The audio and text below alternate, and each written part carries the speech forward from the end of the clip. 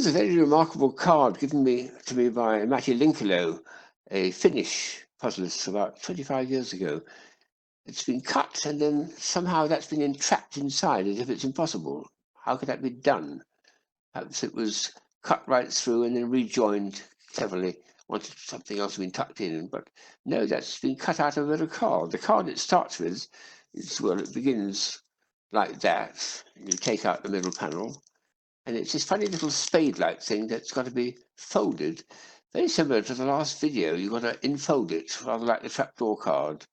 And the end result, when you practice enough, you get an entrapment like that as part of the card inside.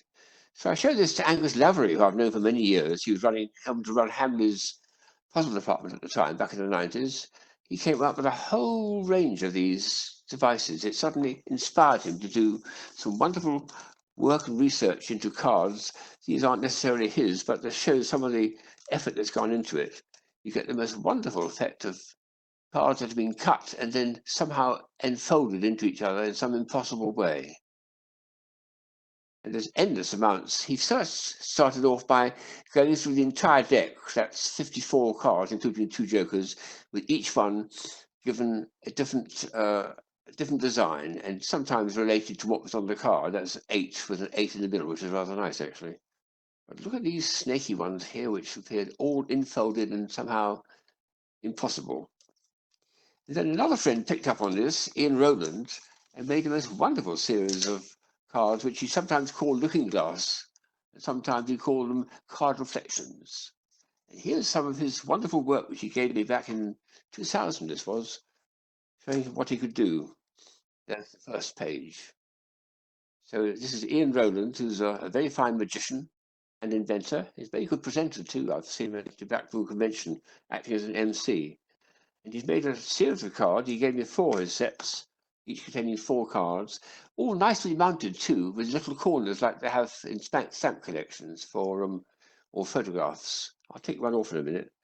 And to start, but he did actually make a distinction between the 2 sorts of cards, because some of them were truly impossible to make just by the initial cuts. You had to make an extra little cut and then rejoin it later on. But he was careful to distinguish between those 2, so that I have to say his work is so good, and I'll show 2 at the end, which is rejoined, but where those cuts are, I still don't know. So each of these will actually come off with a bit of pushing, and you can lift it off and show it on its own with these effects. Wonderful bit of imagination gone into that. And the last 2 is one he's attached to one of my old business cards, and that seems to be totally impossible when you look at it. There has to be a joint there somewhere. Terminologically, it's so impossible to do. The other ones, you can sort of feel, you can imagine people doing it with something as intricate as that. But with this one, it's just absolutely impossible. So there is a joint there, but I cannot see it. I've looked at it with an optician's loupe in my eye, and I just cannot see it. He's so good. His craftsmanship is so good. And the last one he made is something else, which for some reason or other really caught my imagination, and I thought that's the best one he's ever made. He features a queen of clubs at the top, which is just part of a nice quality paper, but a color photocopy, and 2 more photocopies underneath. But they're starting to emerge because he made cuts in them, so that they emerge out into a real card, a real queen of clubs at the end. Would you believe it was 20 years ago he sent this to me? And it kept on bothering me that this is very attractive because, why? I've suddenly realized what my subconscious mind was thinking of. It's a wonderful picture from, this is one of my many books on optical illusions, a picture from Escher. If you remember it, it shows a picture of geckos or lizards emerging from the pages of a book, as if they're suddenly becoming alive. And here's the picture involved. So it's a sort of spiraling out of a picture of a gecko. The very first one in the middle is almost abstract, and it becomes more real. And at the bottom of the spiral, it suddenly emerges as a real lizard and then crawls off the page.